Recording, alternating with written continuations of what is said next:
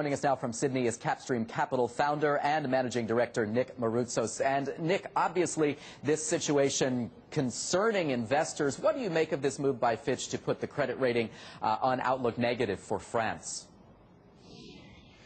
Well, Friday was certainly not a good day for sovereign Europe, as Fitch basically put most of the countries on negative watch in the region. And I think everybody's worst fears finally came to fruition with regards to France, because it basically indicated that these countries, these core European countries like Europe and Germany, are not immune to sort of the issues that peripheral Europe is facing.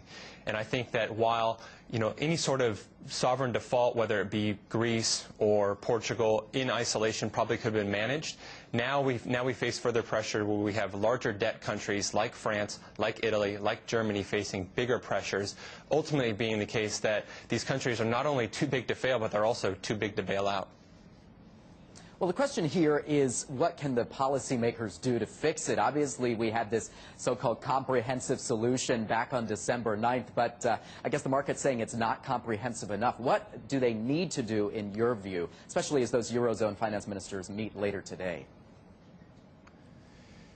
I think that if the European finance ministers really want to put this thing to bed, basically what they're going to have to do is come together with a full, comprehensive plan, whether or not it's fiscal union or monetizing the debt. It's more of a scenario of we're all sitting around the dinner table, we're all ordering tons of food, all of us are sort of looking around at each other, knowing that neither of us have any sort of bit of money in our pockets, and we're all looking to Germany. Ultimately, Germany is going to be the one to bear the brunt of this. And EU policymakers are sort of passing the bill to the IMF and the ECB, and the ECB and IMF are actually doing the same. So it's a bit of a standoff that we're facing here. And I think ultimately we're going to have to see some sort of coordinated effort and big major plan in order to put this thing behind us, because we saw EU peripheral yields actually rally over the course of the last month.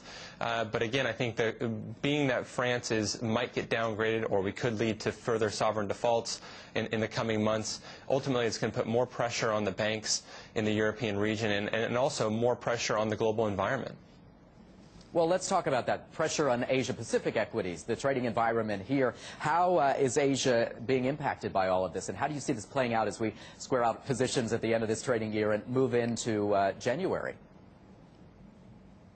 We still think that Asia is the bright spot of the global economy. You have the U.S., which seems to be turning the corner. EU has its issues.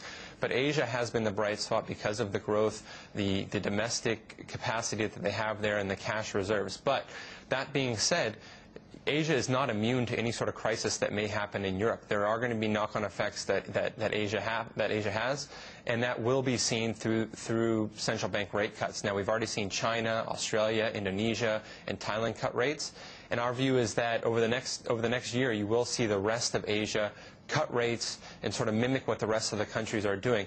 More so, I guess less so because they're worried about the huge knock-on effects or getting back to sort of Lehman-level crisis levels, but more so as a cautionary measure in the event that the crisis does widen. But ultimately, our view is that once the EU crisis is solved, whether it be a week from now, a month from now, next year, Asia will be the first region to rebound aggressively. And to that point, final question for you here. We've seen the regional benchmark down 18%, the MSCI Asia Pacific. What kind of upside then do you see as we go into 2012? Look, there's not going to be any sort of upside until this situation is fixed.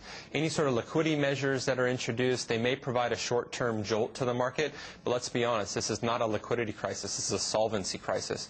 So investors are very weary in the sense that they're very hesitant to go into risk assets until this situation is fixed. Like I said, the EU crisis is causing major issues. U.S. is sort of showing signs of rebounding.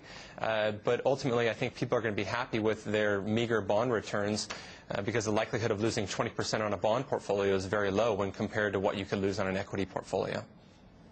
Lots at risk. Nick Maroutsos of Kapstream Capital, thanks for joining us.